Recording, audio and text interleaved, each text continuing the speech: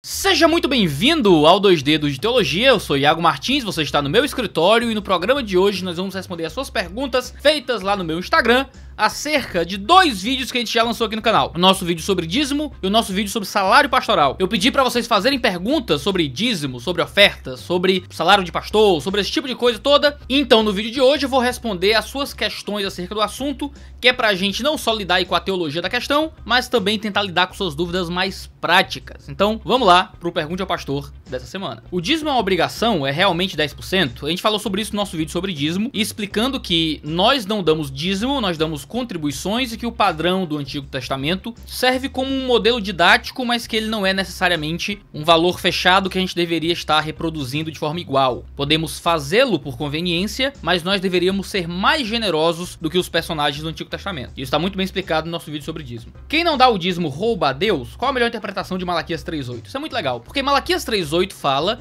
de um povo que não estava fornecendo aos seus sacerdotes os recursos para a sobrevivência deles. E por não fazê-lo, eles estavam roubando a Deus. Ou seja, ao não financiar a obra de Deus do modo como Deus instituiu, aqueles homens estavam roubando não sacerdotes, mas roubando ao próprio Senhor. Isso significa que quando nós não nos engajamos na obra de generosidade que Deus espera de nós, nós estamos roubando a Deus. A gente rouba a Deus quando não auxilia os pobres, a gente rouba a Deus quando não financia a obra missionária, a gente rouba a Deus quando não financia a obra da nossa própria igreja. A gente rouba a Deus quando alguém próximo de nós está passando fome e a gente não se engaja nisso. Roubar a Deus é usar os nossos próprios recursos para nós mesmos, ao invés de usá-los para o interesse de Deus, dividindo os nossos recursos com aqueles que precisam e com aqueles que Deus colocou sobre a nossa responsabilidade de sustento como pastores e missionários. É saudável ter valores fixos de oferta para pastores convidados? Talvez. Geralmente as igrejas têm um padrão aí, um costume acerca de ofertas para pregadores que são convidados. É útil que haja um padrão estabelecido pela tesouraria da igreja? É útil em termos de organização, porque por que é que um pastor vai receber tanto de oferta e outro recebe outro tanto? Toda vez que um pastor vem, vai ter que fazer uma assembleia ou a diretoria vai ter que se reunir para decidir a oferta daquele pregador? Ter um valor específico por quantidade de pregações, por tempo naquela conferência, o que quer que seja, facilita e evita conflitos possíveis que podem surgir. O dízimo do pastor já deve vir descontado do salário ou entregar o envelope é importante no culto? Entregar o envelope não é importante, certo? Essa entrega do envelope é só um costume, né? Muita gente lá na igreja faz suas contribuições por transferência bancária, eu incluso. Eu, como pastor da igreja, muitas vezes recebo meu salário por transferência bancária e eu faço uma transferência bancária das minhas contribuições para o caixa da igreja de forma direta. Eu gosto da transferência bancária porque eu não tenho que sacar dinheiro e enviar e colocar num saquinho lá que depois a pessoa vai pegar e vai ter que depositar na conta da igreja. Fazendo por transferência bancária já facilita o processo. Agora, às vezes eu peço para já abaterem as minhas contribuições do salário. Então eu ligo pro tesoureiro e digo: Gibas, você vai depositar lá o salário? Ó, você já bate X, que vai ser minha oferta esse mês. Beleza, e já facilita, não tem que ficar vai e vem de dinheiro, né? Então, como for mais conveniente pra cada um. Como educar a igreja sobre pastoreio mútuo, já que o pastor ganha para pastorear o povo? Isso é muito legal. Em muitas comunidades, assim, legal não, né? Isso na verdade é terrível dependendo da igreja. Em muitas comunidades as pessoas acham que porque o pastor é remunerado, o pastor então é o responsável por absolutamente tudo na igreja. E esquecem que o pastor, ele é um treinador mais do que um jogador. O técnico da seleção é remunerado, mas o técnico não entra no jogo pra fazer o gol. Ele tá treinando as pessoas. Então o pastor, ele é muito mais um treinador do que um atacante. Essa, por exemplo, é a palavra que é usada para bispo no Novo Testamento, que vem ali em parceria com o pastor e com o presbítero. O bispo é alguém que olha de cima, é alguém que tá engajado no treinamento, no cuidado, ele tá percebendo os caminhos da igreja e tá guiando as pessoas nisso. A nossa função é muito mais treinar as pessoas nas obras que estão relacionadas à vida da igreja e organizar isso da melhor forma do que estar fazendo todas as coisas. É como se você contratasse um professor de piano e porque você o está pagando, você quer que ele venha para sua casa tocar para você. Essa não é a função dele. A função dele é lhe ensinar a tocar. O pastor, ele é muito mais um professor, um treinador e um cuidador do que alguém que está envolvido constantemente nas atuações práticas da igreja. Claro que um pastor, ele também vai fazer muitas coisas, ele vai estar envolvido em muitos ministérios e trabalhando em muitos ministérios, mas não se espera que porque ele é remunerado, ele vai estar fazendo todas as coisas. Essa nem de longe é a função de um pastor e é uma visão errada da igreja. O dízimo precisa ser devolvido no templo ou posso usar para ajudar quem precisa? Isso aqui é uma pergunta muito legal, porque as pessoas às vezes chegam assim e dizem: Iago, eu posso dar o meu dízimo para uma obra missionária? Eu posso dar o meu dízimo para alguém em necessidade ao invés de dar na igreja? E tá aqui uma questão que é importantíssimo a gente conversar. Os dízimos no Antigo Testamento, né, eram usados para financiar os pobres e os sacerdotes. Nós não damos dízimo no Novo Testamento, então a gente não está procurando a casa do tesouro para enviar os nossos recursos. O que nós fazemos hoje é exercer generosidade em alguns compromissos que temos, de cuidar de órfãos e de viúvas, promover a obra missionária e sustentar os nossos pastores, fazer com que a vida da igreja subsista. É pecado em um mês particular, ao invés de eu entregar recursos na igreja,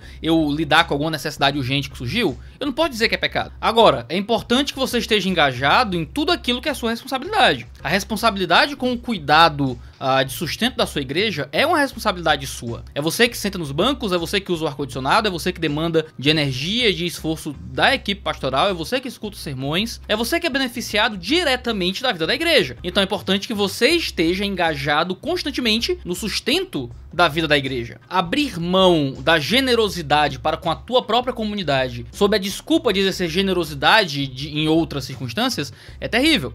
Existe alguém pobre aqui ao meu derredor, eu quero ajudá-lo. Ora, você deveria então ter um peso a mais e, sustentando a sua igreja, também sustentar alguém em necessidade. Iago, mas eu não consigo, eu não tenho recursos para isso. Bem, aí é uma coisa que eu não posso averiguar, eu não tenho como saber, eu não tenho como ver a sua vida. É bem possível que abrindo mão de alguma coisa você consiga recursos para isso. Agora, uma forma é você envolver a sua comunidade naquela necessidade. Eu tô investindo na minha própria igreja, surgiram necessidades de pobreza ao meu derredor, ao invés de você simplesmente não ofertar na sua igreja para ofertar na necessidade, você pode ir à sua igreja e expor aquela necessidade para que a sua igreja também participe do cuidado com aquele necessitado. E então não é só mais o seu recurso que vai estar indo ao pobre, mas toda a igreja pode se comover e participar daquela situação de necessidade. Então é sempre muito temerário deixar de ofertar na própria igreja para tentar suprir outras necessidades, porque isso é desrespeitar o teu principal núcleo de serviço, engajamento e bênção de fé, já que lá na igreja é o teu ambiente onde você vai estar servindo e sendo servido. Se os membros não se engajarem em sustentar a comunidade, quem o vai? Pode vender coisas na igreja para a própria igreja?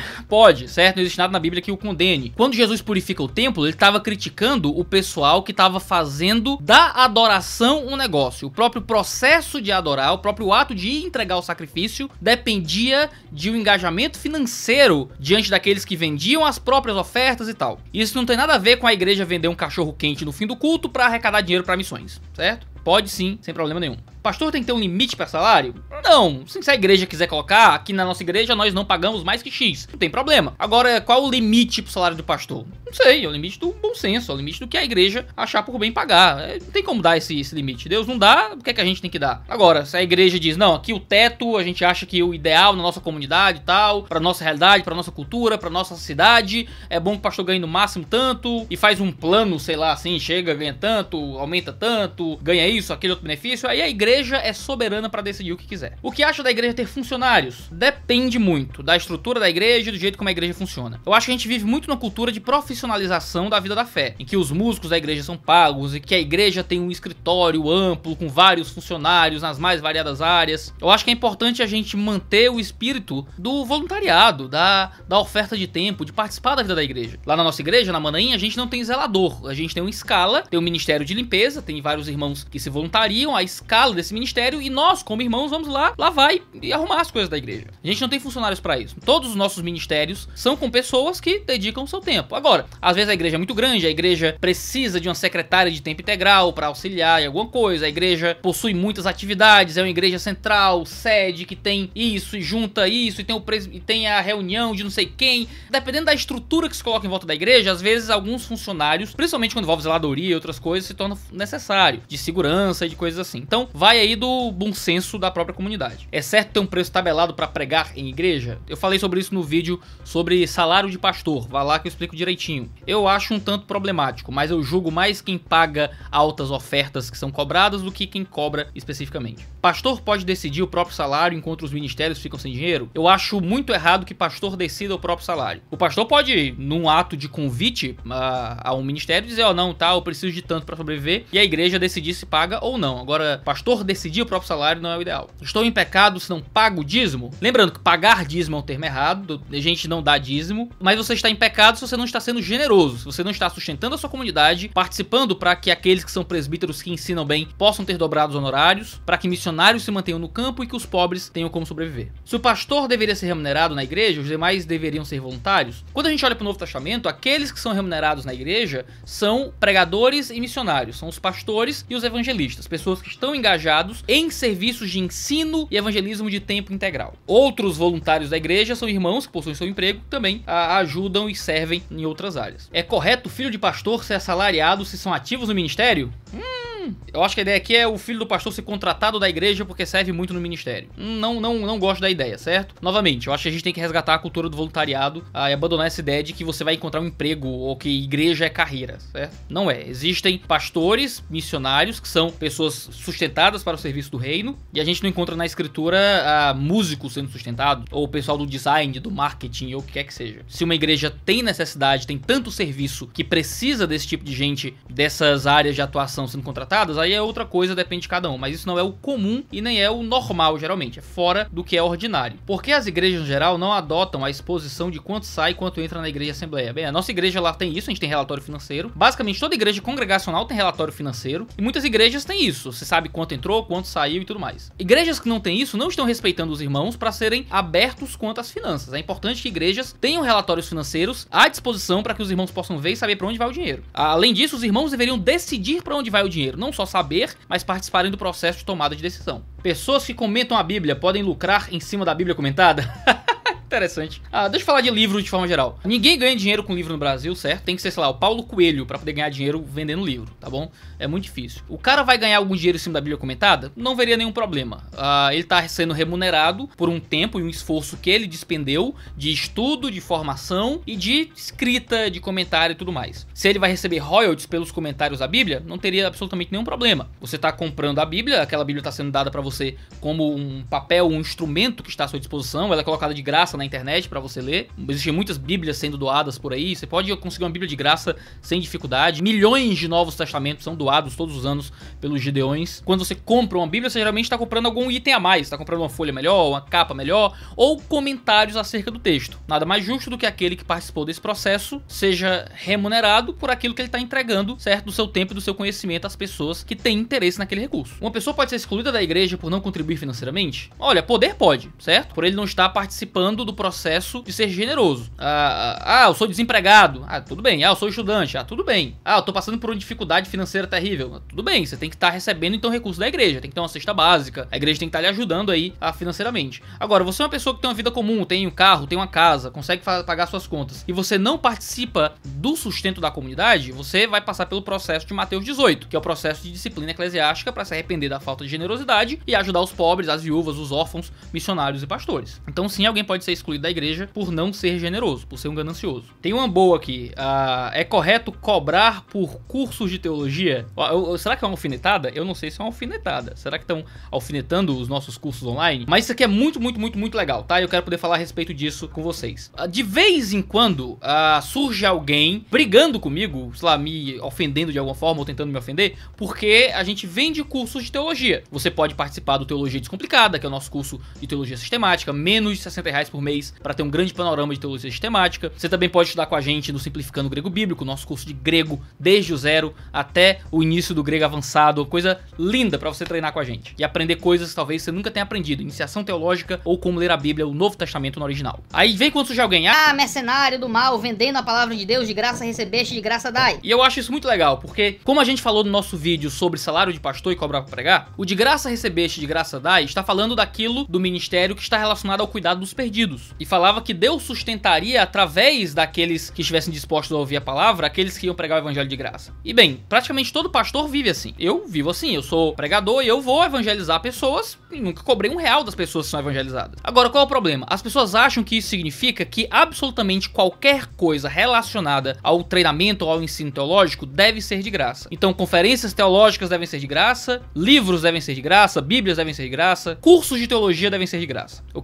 que é que a gente escuta muitas vezes aí? Não pode ter uma conferência teológica cuja entrada seja um pouco mais cara, começam os textões no Facebook sobre como o ministério tal é mercenário. E as pessoas muitas vezes não sabem tudo que tá por trás daquilo que é entregue na internet ou em conferência ou o que quer que seja. Quando a gente faz um curso online, por exemplo, a gente precisa de recursos para manter aquilo funcionando. Então pensa no Teologia Descomplicada, ou no Simplificando o Grego Bíblico, ou mesmo no Academia de Missionários, que são os 3 cursos que nós temos até agora. Mais de 30% desse negócio é só imposto, é só o governo levando ali os nossos recursos. Do que sobra, existe todo um escritório, que é a agência que trabalha cuidando dos nossos cursos, que faz todo o trabalho de vendas, de marketing, de atendimento ao cliente e tudo mais, que eu não entendo nada disso, não tenho como cuidar disso. São cerca de 20 pessoas que trabalham só com isso, que são mantidas pelas vendas dos nossos cursos e dos outros profissionais que vendem cursos online de outras áreas que trabalham com essa agência. Do lado de cá tem todo o dinheiro de investimento pessoal para conseguir dar esse curso. Então é comprar livro, é pagar o bacharel, é pagar a pós-graduação, é pagar o mestrado, é pagar para fazer cursos e para assistir vídeos e encontrar material e fazer viagens para poder ouvir as palestras e aprender uma série de coisas. Há muito dinheiro investido em conseguir se preparar para poder transmitir esse tipo de conteúdo. Fora tudo aquilo que está relacionado a outras pessoas que estão trabalhando com a gente nos nossos cursos. Então 3 teólogos contratados para poder tirar a dúvida dos alunos, por exemplo. Vamos lá, eu tenho o Guilherme Nunes. Guilherme Nunes, ele é tutor do Teologia Descomplicada. O Guilherme Nunes, ele tira a dúvida dos alunos, faz lives com os alunos e tudo mais. O Guilherme Nunes sobrevivia, pagava as contas dele, pagava a casa dele, a água, a luz, dando aula de música. Um dia eu liguei pro Guilherme Nunes e perguntei: Guilherme Nunes, quanto é que custou a aula de música? Ele disse: custa X. Eu disse: Guilherme, pois eu quero te pagar X, para ao invés de dar aula de música, tu tirar dúvidas dos meus alunos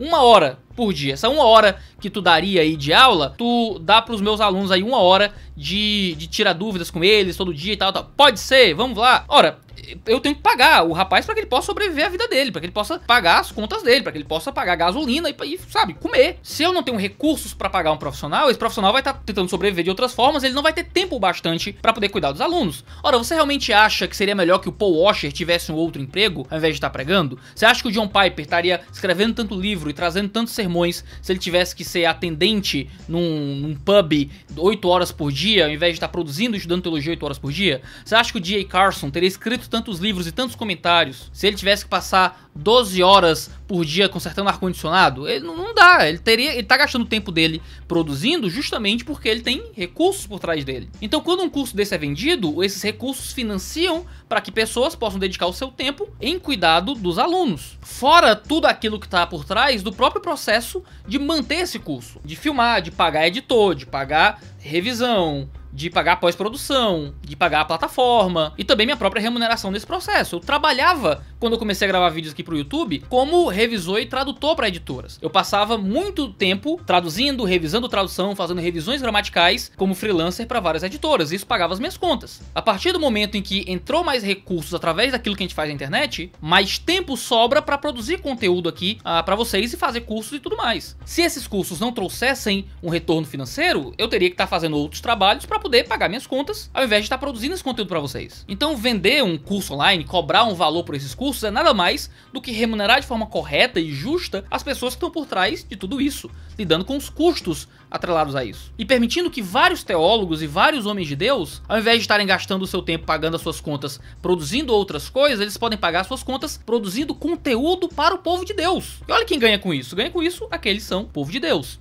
Além disso, a gente produz conteúdo gratuito bastante para não ter nenhuma vergonha de cobrar por um conteúdo um pouco mais especializado. Ora, são 2 vídeos por semana aqui no canal, são 300 vídeos de teologia, horas e horas de ensino da palavra de Deus, de graça. Você não paga nada para estar aqui assistindo o vídeo do 2D de Teologia e tendo suas perguntas respondidas. É muito conteúdo gratuito para cada hora de conteúdo pago. E agora, se você não quiser pagar por esse conteúdo, tudo bem, você tem uma escola bíblica dominical na sua igreja. Você tem ensino todo domingo do seu pastor e ninguém cobra a entrada para você entrar na igreja. Você não tem que pagar para entrar no prédio da igreja. Você certamente assiste a escola bíblica dominical e ouve sermões sem precisar pagar por isso. Se você não quer despender R$60 por mês para fazer um curso de teologia, sem problema. No dia que você achar que vale esse valor, você paga, não tem problema nenhum. E isso é o mesmo sobre conferências teológicas, sobre editoras que precisam pagar os seus custos e os profissionais que estão por trás disso tudo. Porque no fim das contas, quem reclama de existir um produto, de existir um treinamento pago aqui no 2D de Teologia ou em qualquer outro ministério, no fim das contas está reclamando que a gente consiga passar 8, 10, 12 horas do nosso dia produzindo conteúdo de teologia para deixar à disposição do povo de Deus. De que no fim das contas seria mais bonito ou mais correto que eu gastasse 1 ou 2 horas do meu dia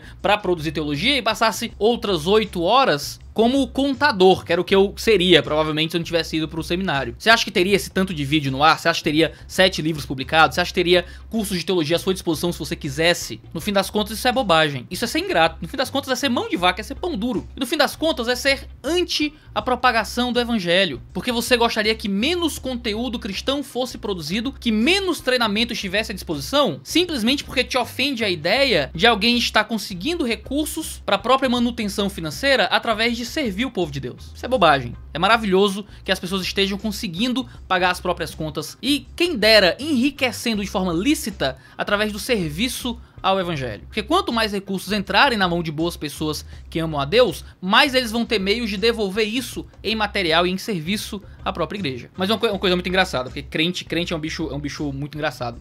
O crente, ele quer receber as coisas de graça, certo? Ele não quer pagar, mas ele quer receber o tratamento de quem paga. Então o crente ele quer um curso online de graça, mas ele quer que alguém tire dúvidas dele, ele quer que os e-mails sejam respondidos, ele quer um contato especial. O cara não gasta R$1 naquele negócio, não beneficia de nenhuma forma aquele que está transmitindo aquela mensagem, mas ele quer receber um cuidado, uma atenção e uma qualidade de material como quem pagou uma fortuna, né? Como quem tá pagando aí um curso de elite, valores milionários por mês. É um absurdo que a gente seja tão ingrato e tão maldoso até com as pessoas que estão tentando servir de forma justa e honesta a igreja do Brasil ou de qualquer outro lugar. As pessoas fazem grandes conferências, aí tem que trazer gente de fora, paga visto, paga em dólar, tem aí a Gol, tem aí trazer o pessoal dos Estados Unidos, hotel, tem toda a estrutura de marketing, toda a estrutura de profissionais. Aí, nossa, R$200 numa conferência, que coisa horrível. O pessoal aí deve estar... Vamos fazer aqui um cálculo matemático pra dizer quanto é que tá sendo o lucro. Cara, você não sabe o que tá por trás. E ainda que as pessoas estejam ganhando muito dinheiro em cima disso,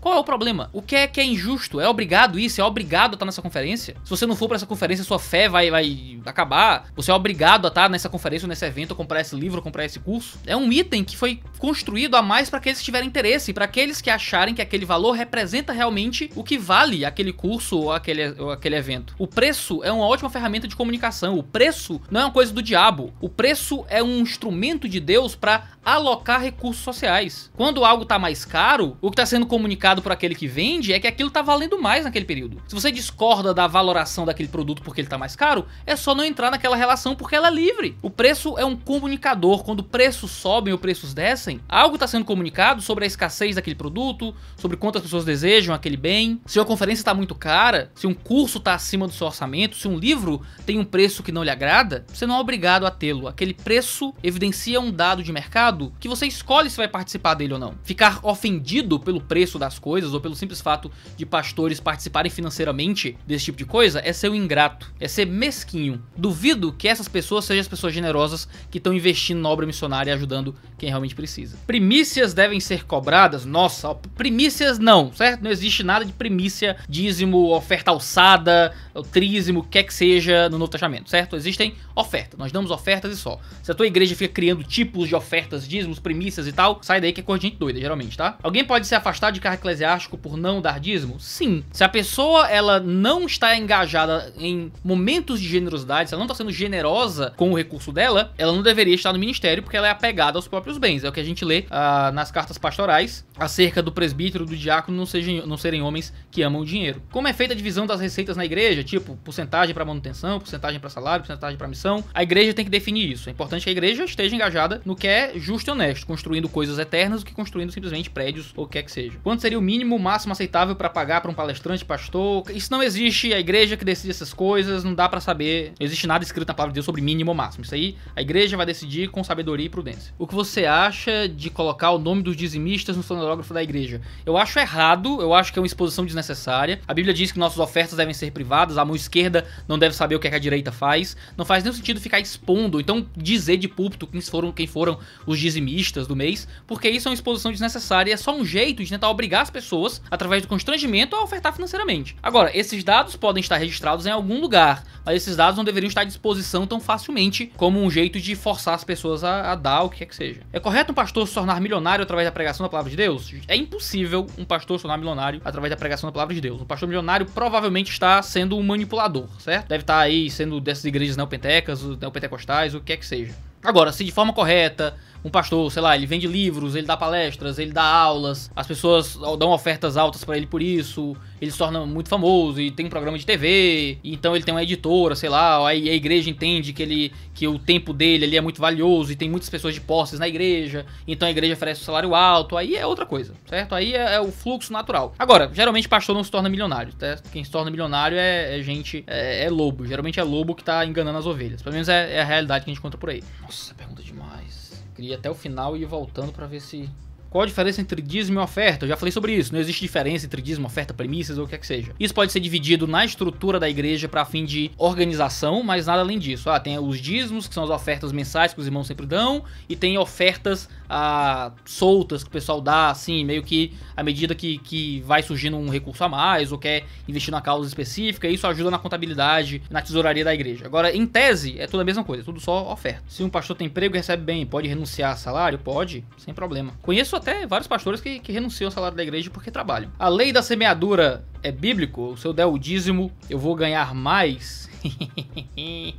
Não, certo? A lei da semeadura, como o pessoal coloca por aí, você dá X e ganha 2X, não é bíblico, certo? O que a gente tem, na verdade, é a ideia de que Deus abençoa quem é generoso e Deus não abençoa quem não é generoso. Isso é o ponto. Agora, claro que isso não é um dado aferível como algo diretamente proporcional. Quanto mais dinheiro eu dou, mais dinheiro eu ganho.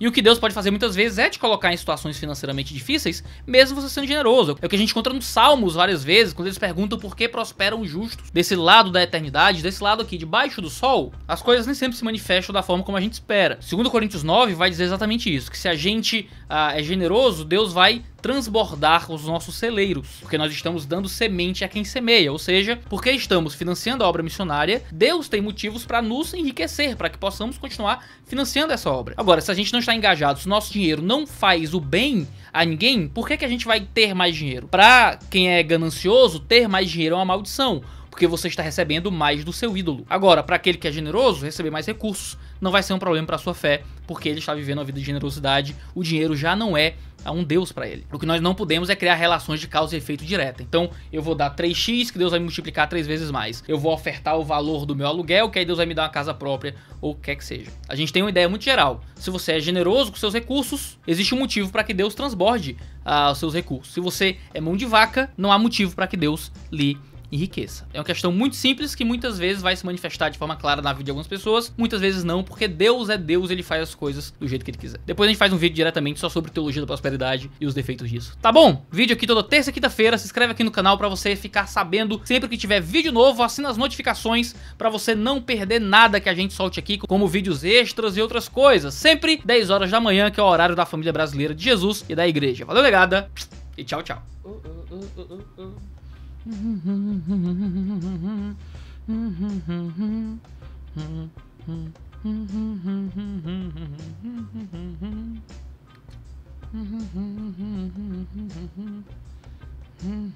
Temos que garantir que não tenha nada no dente durante a gravação, hein?